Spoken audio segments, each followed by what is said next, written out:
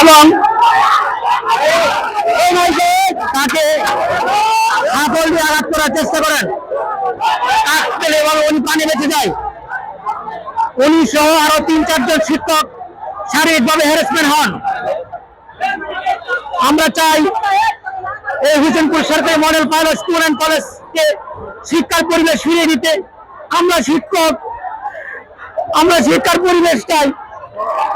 এই হোসেনপুর সরকারি model pilot school and college বিগত কয়েক মাস ধরে এটা একটা জল্লাদখানা, এটা একটা উন্মুক্ত কারাগার।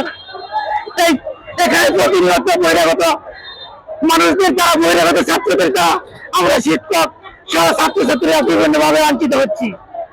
কোনো কিছু শিক্ষকরা বলতে গেলে, কোনো ছাত্ররা প্রতিবাদ করতে গেলে বহিরাগত ছাত্ররা আমাদেরকে বিভিন্ন ভাবে হুমকি দামকি দেয়। বহিরাগত সন্ত্রাসীদের এই ছাত্র ছায়া যারা পেয়েছেন ইরানের নেতৃত্বে, যারা পুনর অফিসের শিয়াল একটি বলয় তৈরি করেছে। আমরা এই বলয় থেকে বেরিয়ে আসতে চাই, শিক্ষার পরিবেশ ফিরে চাই। সাধারণ ছাত্র, অভিভাবক, প্রশাসন এবং দেশের সমাজ সকলকে আমি বিরক্ত আহ্বান জানাই, হোসেনপুর সরকারি মডেল পাইলট স্কুল অ্যান্ড কলেজে শিক্ষার পরিবেশ ফিরে আসুক।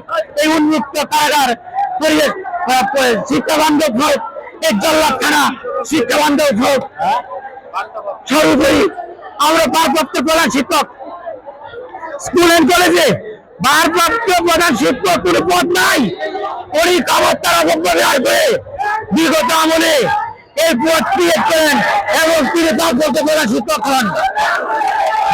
স্কুল অ্যান্ড কলেজ এই জন্য আমাদের দাবি হলো ভারপ্রাপ্ত প্রধান শিক্ষককে শহীদ দিতে হবে এবং এটা প্রশাসনের সুদৃষ্টি কামনা করছি।